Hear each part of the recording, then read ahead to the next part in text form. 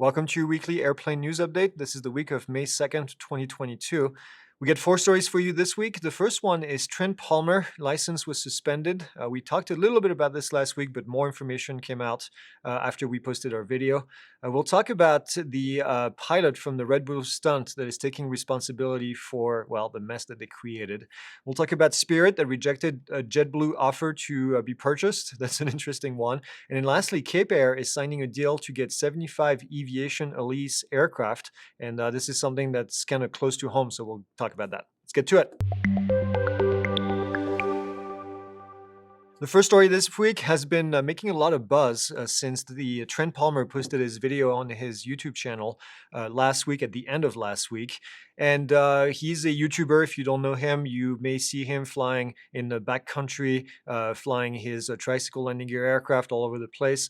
He's a great guy all around, posts really cool and fun videos. He's also actually a drone pilot. As you know, we touch a lot on drone stuff as well on our channel. But he was cited by the FAA, and this license was suspended for 60 days.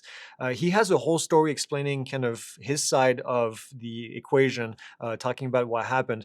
He's being cited for two main things: 9113, which if you've taken our course, you know I mentioned that every single time somebody gets cited for something by the FAA, there's a really big chance they're going to get hit with 9113, which is a careless and reckless operation of an aircraft. So that's not surprising. The second one that he's really, the main thing he's getting cited for is 91119, subparagraph A and C, which is about minimum safe altitude. The story that he's telling in his video is that he was practicing, or he was trying to land at a friend's house where he had a big piece of land, and trying to land there with his aircraft, and he did a kind of a low pass to take a look at what the field looked like and the conditions, and then decided that it wasn't safe, so he just went around. And now the FAA is saying that he flew his intention wasn't to land.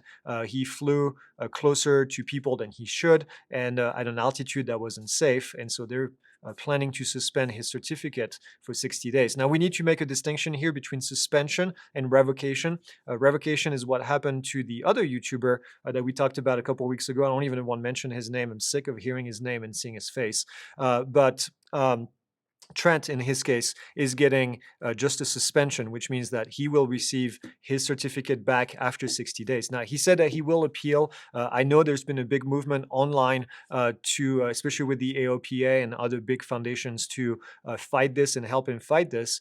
I do want to mention something, because I've seen a lot of discussions about this online. And very much like when we have an accident that happens, a lot of people are very quick to make decisions and to fight for one side or the other, or to determine what had happened, maybe in an accident. Well, this is really no different at this stage. I like Trent, I like watching his videos, but I do need to mention that we don't have both sides of the stories, and I would just ask people to exercise caution in making a final decision as to whether the FAA is overreaching or not. Now, I'm sure we'll get more information when the appeal is over. He's appealing this with the FAA, which may take a while, 6 months to possibly even a year. He's been working on this, he said, for over 2 years now. So it may be a while before we hear the other side of the story. Documentation will be released, and we may get more information. Again, I'm not saying that Trent is lying in his video, but this is one side of the story, and I would love to hear also the other side of the story. So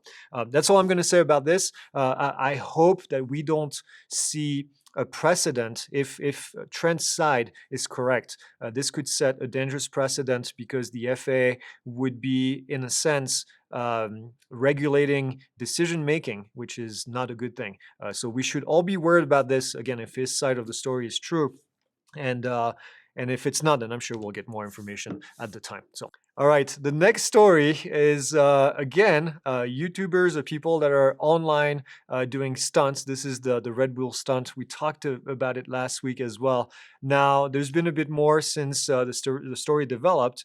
The pilot and the skydiver, Luke Atkins, he was the main guy who actually got into the aircraft, not the one that fell down to the ground and crashed. He's claiming responsibility for what happened, and for deciding to have the stunt go on, even though the FAA denied the waiver.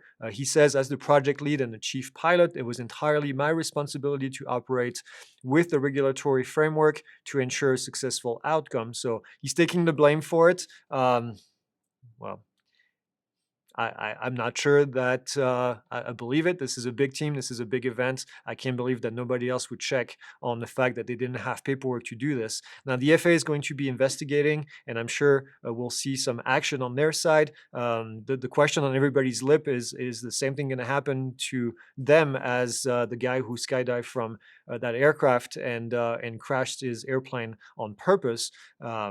Well, we'll find out. We'll find out if the FAA is applying the same thing. Now, it needs to be mentioned that that other guy only has his license revoked for 10 months, and then he can reapply after that. So we'll see what happens in this case.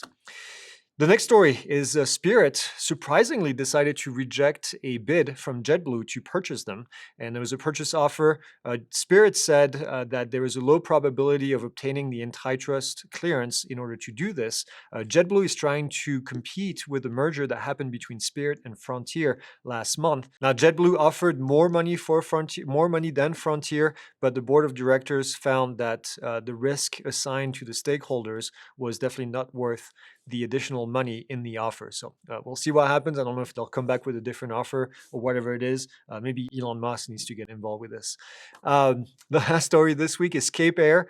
Cape Air is located in the Northeast. Cape Air signed a letter of intent with Eviation to purchase 75 Elise aircraft. I mentioned in the introduction, this is something kind of close to home because the Elise was originally designed and kind of tested here in Prescott, where we're located. They've since moved actually their operation to the Northwest in Washington State. But we always like talking about the Elise and Eviation because, well, we kind of like talking about electric aircraft on this show. I do, at least. According to Eviation, the Elise will have a top speed of 250 knots and a maximum payload of 2,500 pounds, a range of 440 nautical miles. This is a 9-seater aircraft with 2 crew, which is kind of perfect for what Cape Air does. If you're not familiar with Cape Air, they provide transportation in the Northeast to a bunch of different locations. It's fairly short travel, so this is the perfect format for them. Eviation expects the Elise to actually fly in the next upcoming week, so we'll hopefully see more information about that. They had an unfortunate event probably a couple years ago now here in Prescott where one of their aircraft caught on fire on the ramp, so that made the news at the time. Okay, this is all I have for you this week. Like, subscribe, leave your comments, and we'll see you next week.